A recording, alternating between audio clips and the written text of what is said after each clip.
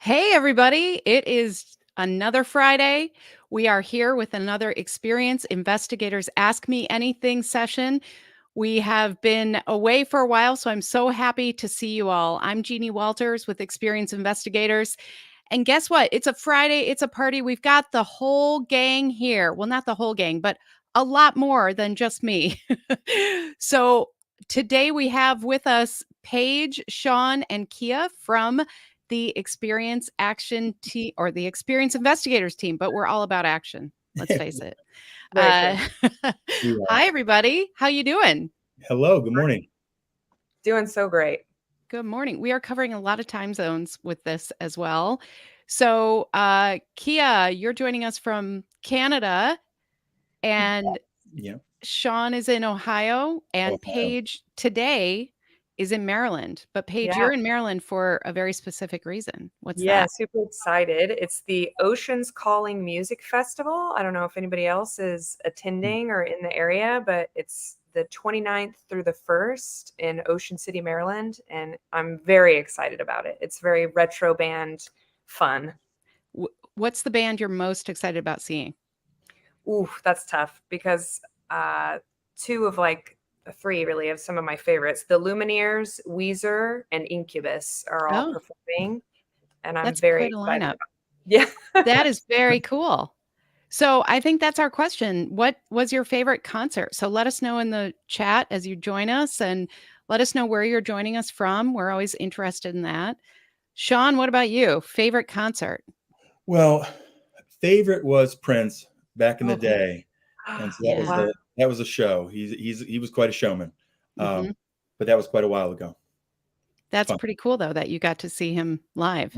I did. It was an experience. Very neat. Yeah. Kia, how about you?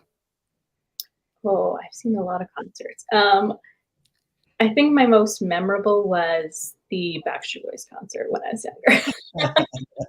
You got So to see Backstreet Boys? So that's lucky. amazing. Do you Jeannie, know all the dances? No, I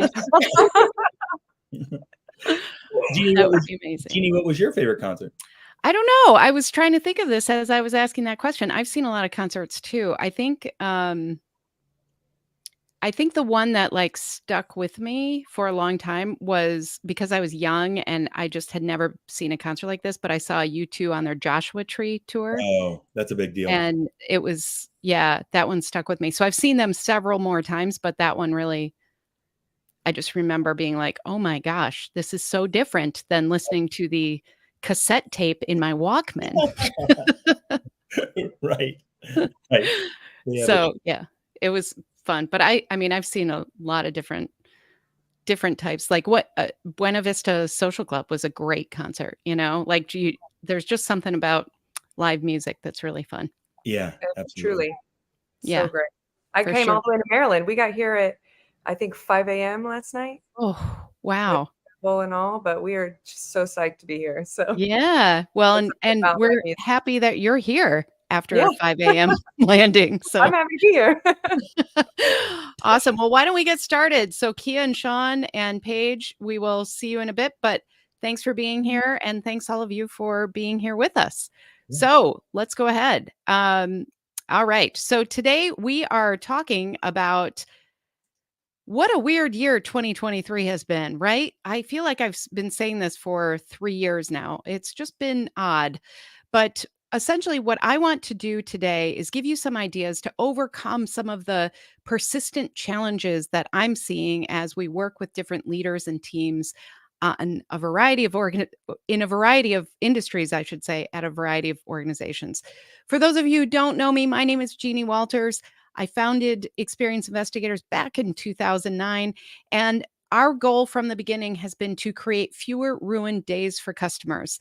Now, we do this through empowering leaders like you by providing a lot of learning, by offering our podcast, Experience Action, and events like this. So, thank you for joining us and thank you for all you do. I know if you're here today, if you're listening to this, you are a customer experience change agent, and those are the people we love to connect with. So, thanks for being here. As a reminder, we have a new program, CXI Flight School. This is really part coaching, part teaching, and really just providing you the tools that you need as a leader to really get the foundation right and see your customer experience program succeed. I see a lot of leaders who are not set up for success. So, this program is there to help you set up for success and then deliver on it. Prove that ROI to your leadership. So, if you are interested, applications are open for the cohort that will be taking off in October. Feel free to scan this code or check it out at cxiflightschool.com. Early applications actually have a special extra bonus working session on CX Day next week, which is October 3rd, where we can actually go through some of the big questions to help you plan for 2024. So if you're interested, we would love to see you there. All right, this year we have inflation concerns, labor shortages, supply chain disruptions. It goes on and on. We also had quite a few weather events this year around the globe, which impacted a lot of different types of organizations and businesses. So, really, we're facing a lot of challenges that I would best describe as stubborn, to put it nicely. So, what this means for customer experience leaders is that we have to think differently in some ways. We have to build those coalitions with our fellow leaders, and we really have to make sure that we're as prepared as possible, not just for what's coming, but also for the dialogue and the conversation that we need to have. Now, when we talk about things like inflation, we cannot necessarily control these things. We can't unless you have a magic wand that I don't know about. This is becoming something that central banks around the world are really concerned about. So, just as we move through this, keep in mind that while we're talking about some of the challenges and obstacles that we can't control, what I want to give you are ideas for what you can control. When we talk about this too, we have to remember that customer experience starts with employee experience. Now, when we talk about labor shortages, that's such a complex situation because, we can't always put our finger on why this is happening. We have, in some ways, lower unemployment rates, but at the same time, we can't find people to fill the positions we need. So, when the best thing we can do is create environments that support both the employee experience and the customer experience.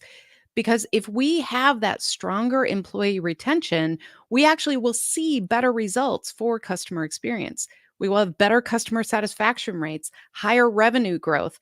And let's face it, happy employees will refer other employees to our organization. So while again, we can't necessarily put our finger on even the why of some of these things happening, we can control certain aspects of it.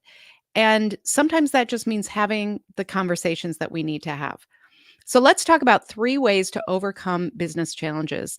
One is to leverage automation and technology. We'll talk a little bit about that. I'm sure many of you are already hearing a lot about automation as it relates to generative AI and some other things. We want to focus on that employee retention and we want to build strong supplier relationships. So, this first one, leverage automation and technology. So, if we look at all the many things that a customer experience leader is responsible for, it can be a little overwhelming. And part of what is overwhelming about that is that customer expectations keep going up.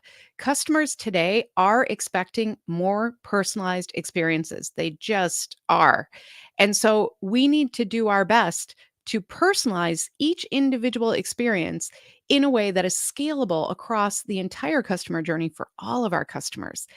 Now, unless you're in a very, very small environment with very few customers, we can't do this manually. It gets too tricky, things fall through the cracks, and we end up with disappointed customers. So, we want to really leverage technology and automation in the best possible ways to personalize those experiences. So, what this means is we have to use strategy. We have to really look at what is the entire holistic customer journey. Where are the places that we know we can do a better job personalizing the experience?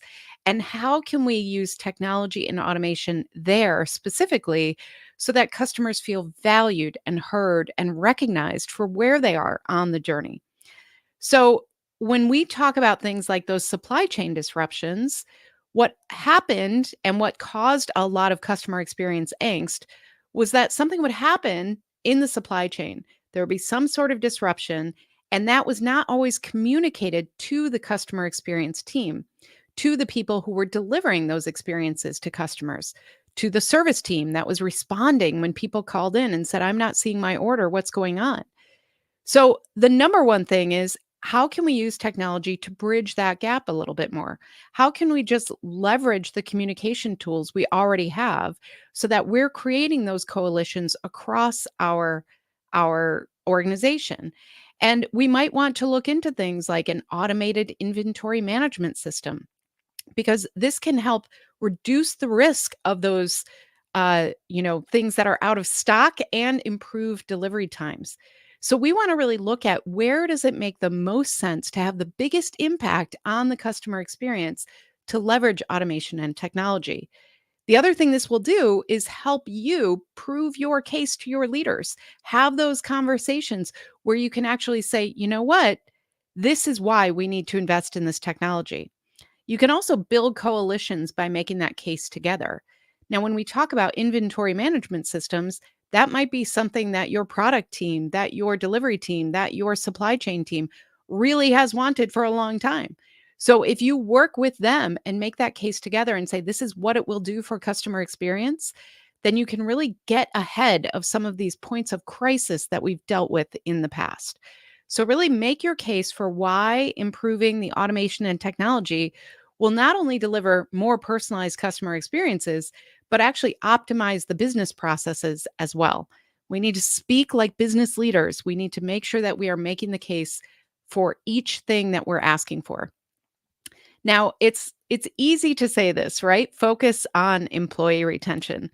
And you'll see here, a study by Deloitte found that companies with a strong focus have 89% better customer satisfaction rates and 4 times the revenue growth of those with weaker retention efforts.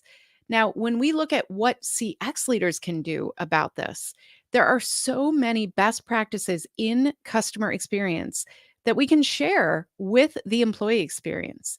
We can make sure that we are getting that feedback from employees throughout their journey, making sure that we're recognizing that maybe some of the internal processes that we think are working aren't necessarily working unless we bring them into the process.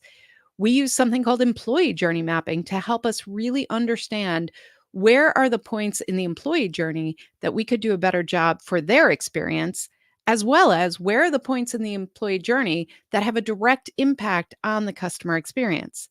For example, if you are losing employees after a certain amount of time, after a year or 2 years, or maybe after a certain milestone, then that's going to impact your customer experience. You can start looking for those pressure points and connecting those dots between what's happening for your customers and what's happening for your employees.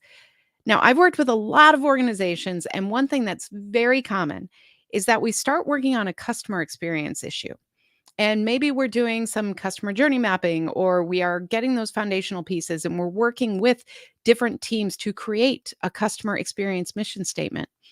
And employees will sometimes get very excited about this, but then they come to me personally and they say, I wish that we did more of this. I feel so disconnected with what's actually happening with the leadership that sometimes I just kind of want to throw my hands up and give up.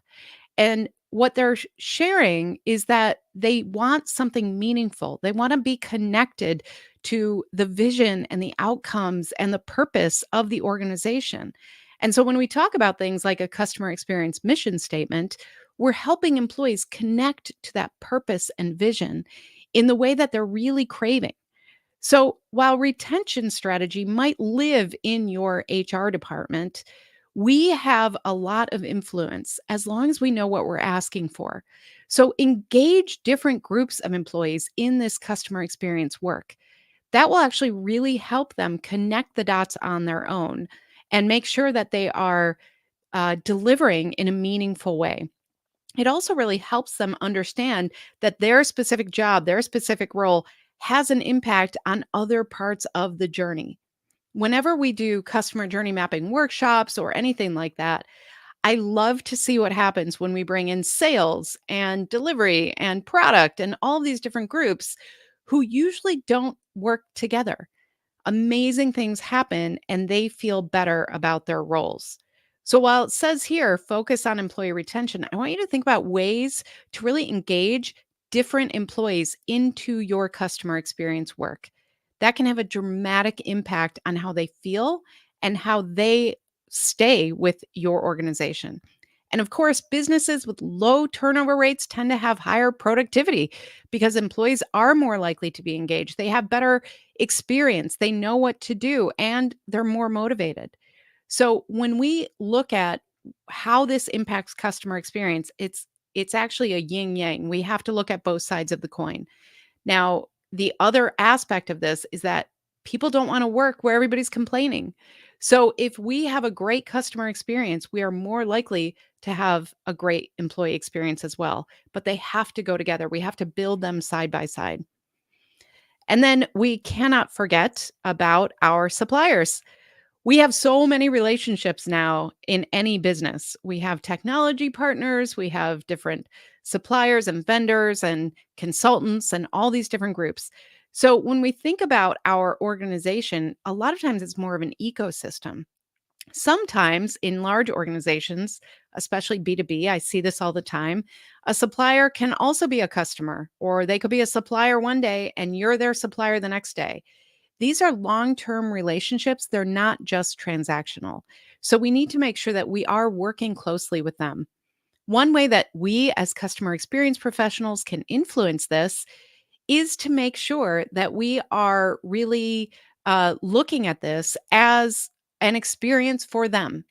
We want to make sure that we understand the supplier experience, that we understand how hard is it to actually become a vendor at our organization. What does it mean if you have a question or a problem? Is there a way to resolve that issue in a way that is, you know, easy and convenient for the supplier? Now, what this does, if you really look at this as an experience and a long-term relationship, you'll build those coalitions with suppliers and just have more honesty, transparency, and visibility between the two organizations. That visibility and that honesty can help suppliers call you in advance and say, hey, we're having an issue with this. We might not be able to deliver the 30 widgets that we said we would. So that allows you as the customer experience leader to say, okay, we need to proactively communicate with our customers. We have to make sure that we don't let this become a crisis, because the more proactive we can be, the more that we can face reality and just deal with it, we will get ahead of our competitors. Because right now, today, your competitors are dealing with these exact issues, but they're not thinking about them. They're not getting proactive. They're waiting to react to these things becoming crises.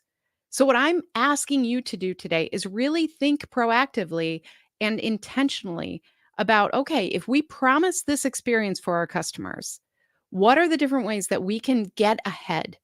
Now, of course, I think a big lesson all of us had in the last few years is that we do have to be ready for anything, for any crisis. And what that means is if you don't know your crisis management strategy, if you have not been involved with that, it's time to raise your hand and ask.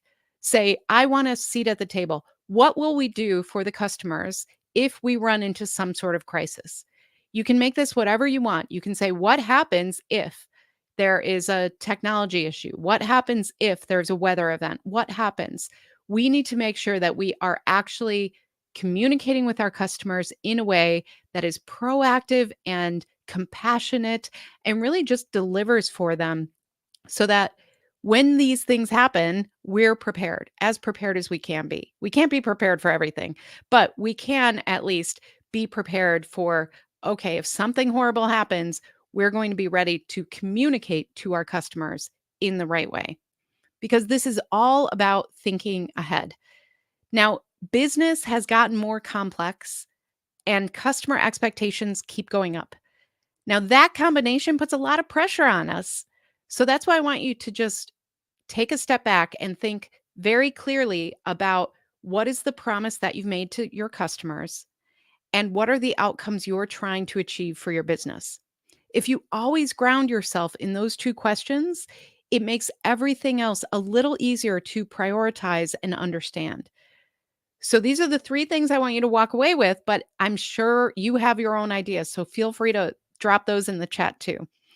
Where you're going to leverage automation and technology, you're going to focus on employee retention, and you're going to build those strong supplier relationships. Because guess what? This is all about being proactive. Now, the C suite is already concerned with these issues. They are already thinking this way. But the more that we can proactively come to them and say, hey, this is what I'm thinking about as a customer experience leader. I think we need to build better visibility with our supply chain. I think we need to create more communication channels. I think we need to engage people across the organization because that will lead to better understanding and better preparedness when something does happen.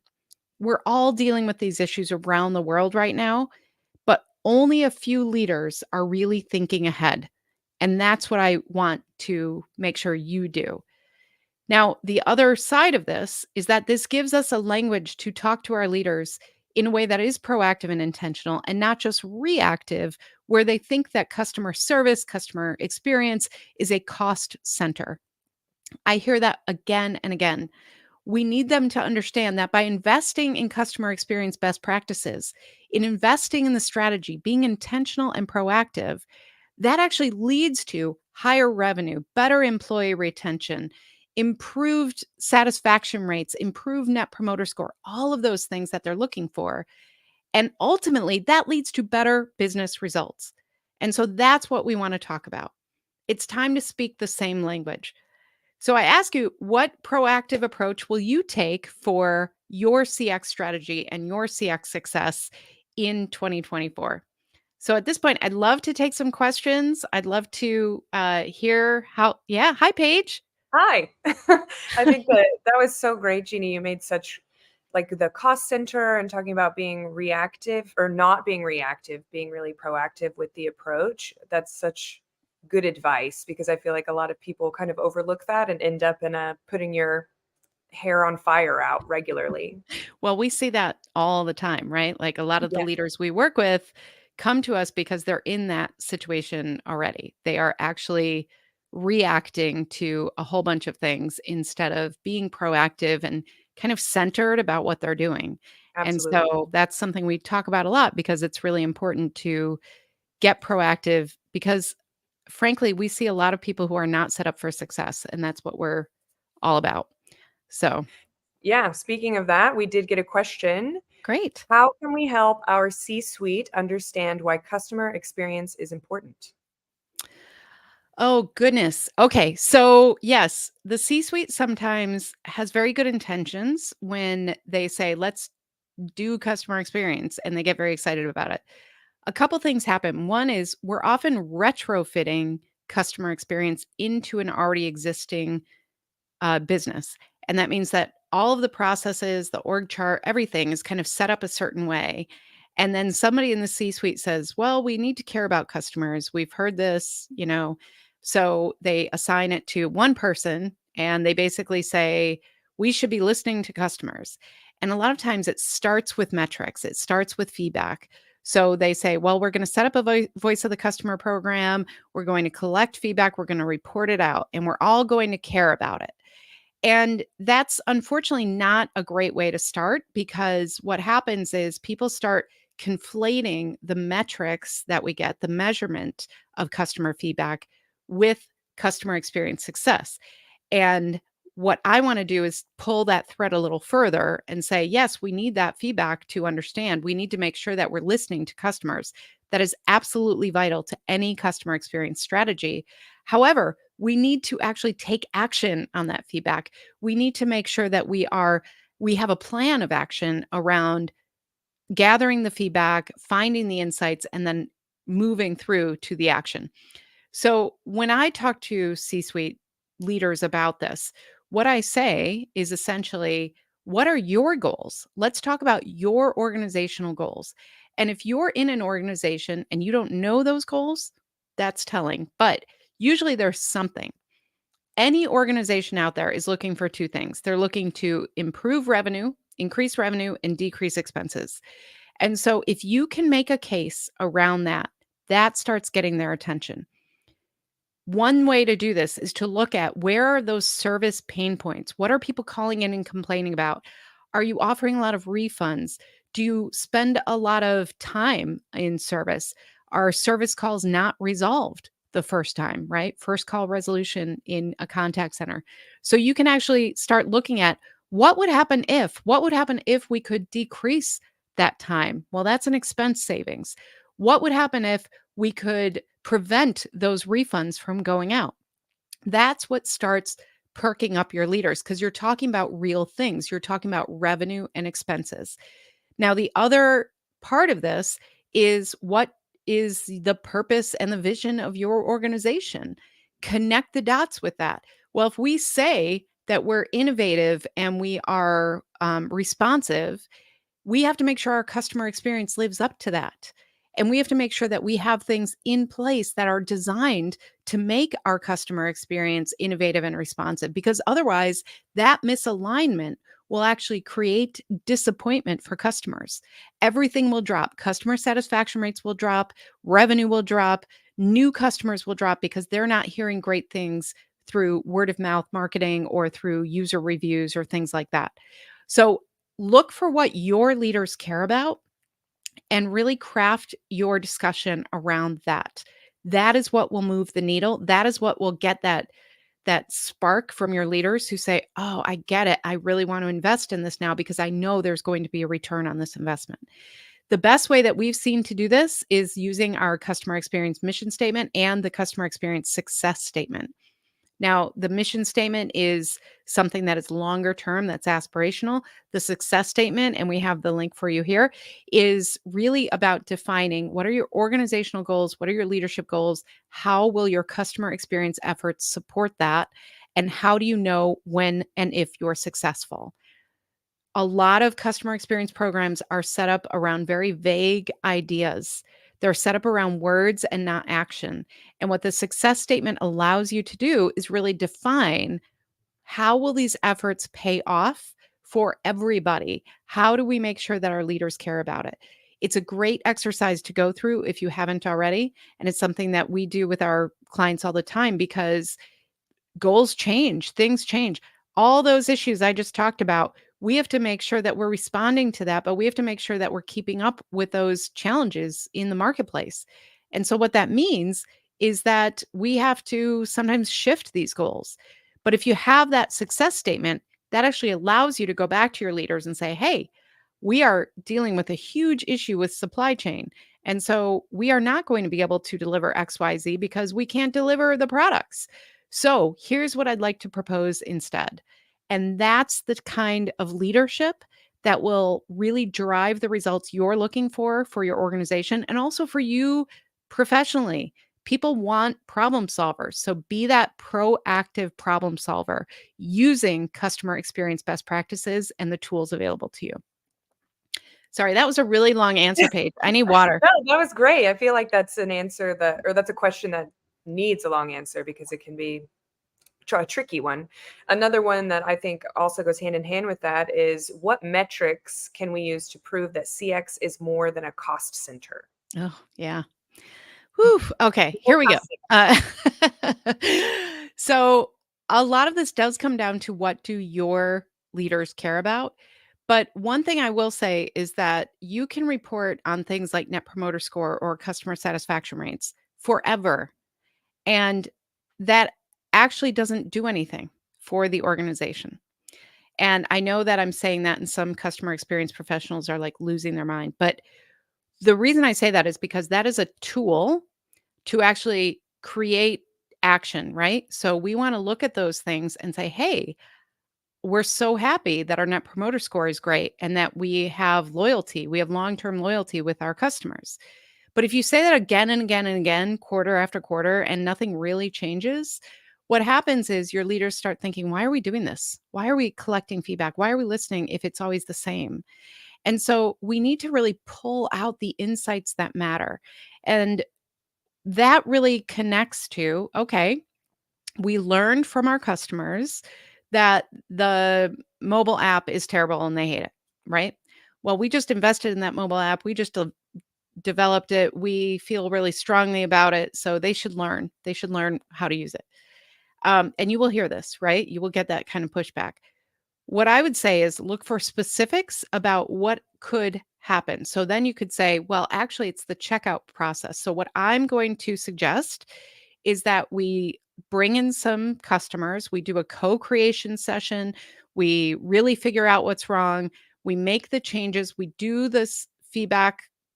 We specifically look for feedback after that change is made and we compare. And then you can say, hey, not only did the customers like it better, but there's operational data that shows us that more customers are getting through the checkout process of our mobile app.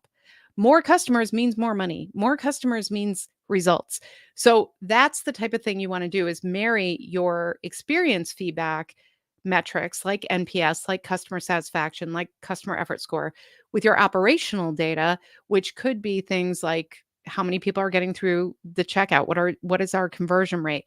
What is our customer churn rate? If you're looking at your contact center and ways to actually decrease expenses there, then really look for things like, first call resolution can be a good one, but you have to make sure your agents aren't gaming that, make sure that they aren't incentivized to game that. But you really want to look at things like, how can we improve the operational data that will be supported by the experience data? Behavioral analytics are another great one to look at. What are people doing when they actually interact with your digital channels, with your stores, all of those things. So as you look at your metrics, I always say there's no one magic metric. So you need to really put these things together and create something that matters to your organization. But feedback metrics are not a measure of, we're knocking this out of the park unless you connect them to this bigger picture of what it's doing for your organization. So look at your operational data, your behavioral data, and your feedback data all together when you're really looking for making the case for what success looks like for you. All right. That was great. Thank you so much. We have another one that has to do with the teams, which I think is also very important in integrating it within the whole system. How can we start creating a cross-functional CX team? Mm, good question. Again, these are all good questions. So yeah, cross-functional teams are so important. And a lot of times what I see is that there is this very earnest, eager customer experience leader, and they want everybody to get on board with this mindset around focusing on customers. So they go around and they deputize people and they say, hey, you in our manufacturing department, you are going to be my customer experience advocate. And hey, you over here in learning and development, we want you to really understand the customer as well. So you're going to be our customer champion from learning and development. And it becomes kind of this ad hoc. I like to say they're voluntold a lot. They're told that they need to do this. It's not really part of their job description. It's not something that they will be even evaluated on. It's kind of like, we're going to do a brown bag session once a month and we're going to talk about customers. Now, I have nothing against these because sometimes we have to make do. We have to get scrappy sometimes as customer experience leaders. So I totally respect the leaders who are trying to make this happen. In an ideal world, we would have the customer experience leader, whoever that is, at the C-suite or at a higher level as the sponsor of something like this. We would understand everybody's role and we would understand what are our priorities. Because a lot of times what I see is that these groups get together, they kind of go through the latest customer experience feedback, but they don't necessarily make a plan. They don't necessarily prioritize. They don't even know how to prioritize. So somebody from marketing might be fighting for something they saw because a comment was made about a marketing event. And they say, well, gosh, this has to be our priority. Or somebody in product might say, oh, no, we heard this and they want to change our roadmap. No way, we can't do that. But that might be the higher priority for the customer. So we have to really get clear from the beginning on what is our purpose here, who's supporting and sponsoring us, And how do we make sure that everybody can contribute in the best possible way and align our priorities? So the tool that we use for this is called a CX charter. And I always like to say I stole this directly from best practices of project management. If you have a great project manager, they can make all the difference of a project. And so they usually start with a project charter. And this is really a document that just says, hey, this is what we're doing. This is our purpose. This is why we're doing it. And this is how we'll know if we're successful. Here are the roles and responsibilities. How are we going to work together? Let's get into the weeds a little bit about that. Who's showing up for what meeting? What if you can't show up for a meeting? So it can really help you kind of put those parameters around a cross-functional team. So whether you're starting with that team that's kind of voluntold, or maybe you have more structure to it, then this tool can really help you get that solid foundation and get people excited about it and make it feel real. Because otherwise it becomes kind of this thing that people go, oh, I don't know exactly if I can make it next Tuesday, but if I don't, it's no big deal. And then suddenly it's 3 months and nobody's been meeting. So make sure that you really do have a goal around that team and that you have some rules of engagement around that team. And that's what the CX charter is there to help you with. So that's where I would start. But I would also start, if you can, getting that leadership advocate. We need that sponsor at that level, at that executive level, who can help with things like budget and resources. And when we need something, getting other people involved, that can really, really help your success rates with this. So see if you can build those relationships with your leaders, get somebody there who at least is sponsoring it, even from afar. They don't have to make the meetings, but somebody who can say, I understand the need for this. Let's go ahead and approve that budget. Let's make sure that we are working together with that team, whatever it is, but make sure that we are moving forward with that. So, and good luck, because it's not easy, but it's important and it makes a huge difference in the overall success of customer experience. Very much. I completely agree. We got another one here. Where does one generally find behavioral data? Let's see. There are a couple different ways. Well, digitally is probably the easiest. So, a lot of times digitally, we can actually see what customers are doing in a really specific way. And what that tells us behaviorally is if they get stuck somewhere, if they are going through a process and they leave unexpectedly, or they are all kind of picking a different path than we expect. So, that's one way to do it. The other way is really looking at some simple measures as well. So, for instance, there's a classic book um, called Why We Buy by Paco Underhill. Now, it's old enough where it's probably pretty dated at this point in some regard. But one of the things that they did that I really took to heart was just like the power of observation while watching behavior. So they followed people in department stores and kind of as anthropologists really looked at how many people are doing this? Why are they doing this? Where do they go if they do this? So there are kind of simple ways we can observe customer behavior and we can make decisions. One example that comes from my work is sitting in a bank lobby and watching people approach the tellers and what do they do. I've ridden in the truck with a air conditioning and heating repairman who was going into people's homes. How was he interacting with them? So what we're looking for is, are there kind of patterns of customer behavior, or is there something that maybe they're not seeing? Because when people are kind of in the trenches every day, we are literally delivering the same thing again and again. When we're customer facing, we don't necessarily see the same behavior as somebody from the outside would. So observation can be a really powerful way. But then it could also be like store visits. How many people are visiting something? If you're B2B, how many calls do you have regarding an invoice? Things like that actually tell you a little bit about behavior. If you send out a certain thing, or if you get to a certain point of the journey and you get a reaction, that tells you about customer behavior as well. And then, of course, there are bigger macro ways to look at this. So you could do some market research. You could figure out what are the emotional drivers of this behavior. Is this happening across our market, or is it happening only for us? So I like to look at things in a very kind of holistic way. And I always think about this type of work as a mosaic. It's not a straight line. It's not something where you say, oh, we did market research, check. We really need to look at all the different signals and all the different ways that we need to respond to customers. Because as I've said before, humans do not make sense. We make no sense. So we make decisions based on emotions, but then we rationalize them. So if you ask me after why I made that decision, I might tell you something that sounds super logical. But if you look at the behavior, it's actually showing something very different and it's based on emotion. And so that's why we want to put all of this together. And that's why I think curiosity is one of the most important traits a customer experience leader can have. We have to be curious about everything. And so if we see a metric and we're kind of like, I don't understand this, this doesn't make sense, that's a great place to dig in and really look at behavior.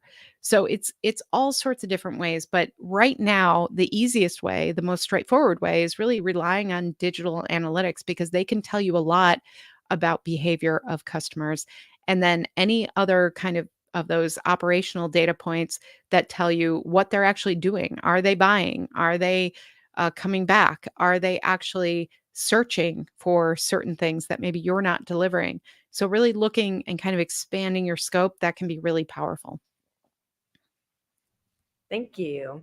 So I know we've got some exciting things coming up. Mhm. Obviously, CX Day is on the horizon, It and we have is. some things at Experience Investigators that also goes hand in hand with CX Day. Do you want to tell us a little bit about it? Yeah, absolutely. And first of all, let me put in a plug for our latest episode of Experience Action Podcast because Paige and I did something new called CX Pulse Check, where we talked about some of the stories in the news, and it was really fun. And it's the first one, too, that now you can watch on YouTube. So if you haven't checked that out, please check out the Experience Action Podcast. And of course, don't forget, you can still leave me. You can still leave me a voicemail and I will respond to that. So that's a lot of fun. But I want to give credit where credit is due because Paige did a great job with that. So I mean, thanks, it's Paige. easy to do. It's so fun. It was so fun. And we talked about CX Day too. Yeah. So, yeah, for those of you who have not already found this, we have an assessment based on our CXI navigational framework. And really, it's a way for you to find out where are you on your CX journey? What are some of the tools that we have that might support you? So it's a little more customized way to find those tools. If you haven't taken that already, I really encourage you to do that. cxicompass.com. Now, for those of you who might be asking too, what does CXI stand for? CXI is a registered trademark of ours for customer experience investigation. Obviously, I called the company Experience Investigators because of that curiosity piece and how important it is.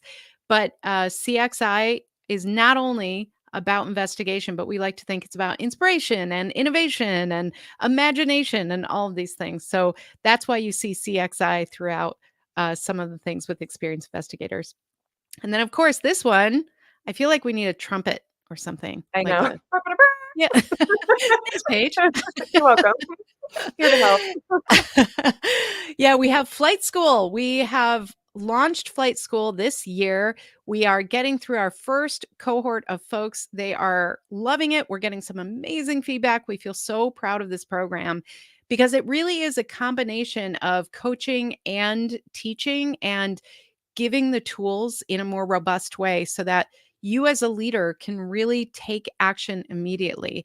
One of the pieces of feedback that we responded to because of this was we had all of our downloadable tools, right? We had all of those workbooks and things that you're seeing in the chat.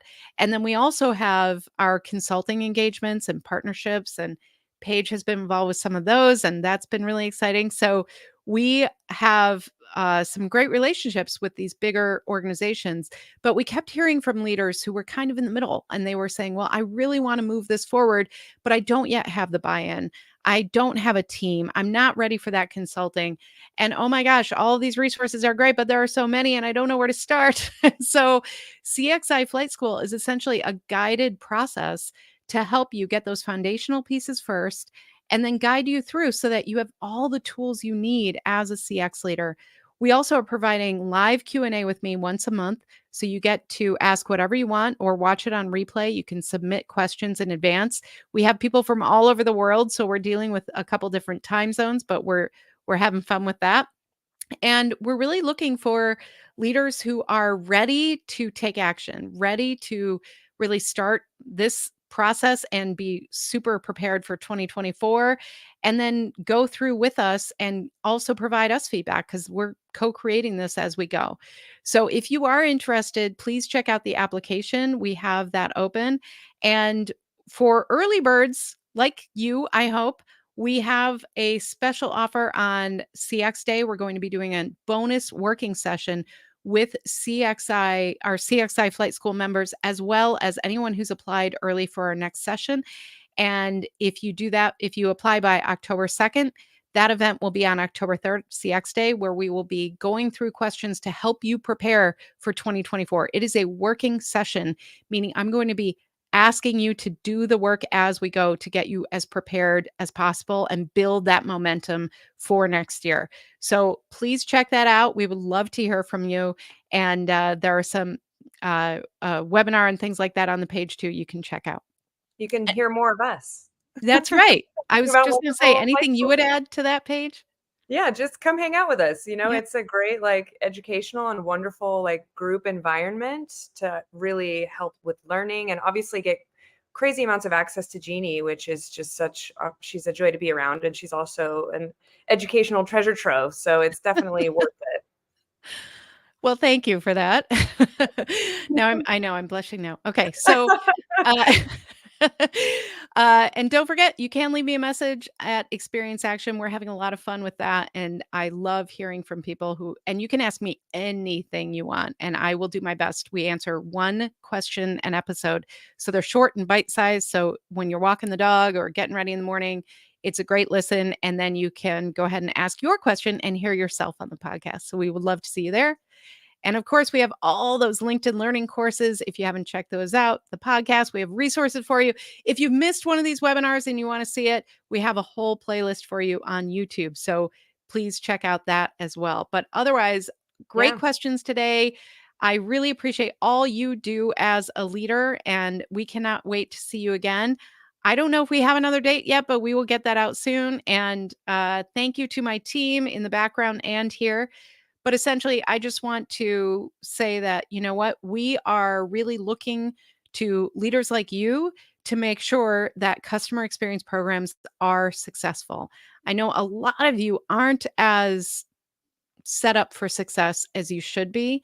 And my goal is to really make sure that you get what you need. You get the tools, you get the best practices, everything, because I believe that customer experience makes a difference. And by you being here, you are helping me live that mission to create fewer ruined days for customers, because I believe it makes a better world. So you being here helps us do that. So thank you so much for all of you do. And I can't wait to see you next time. Thanks, everybody.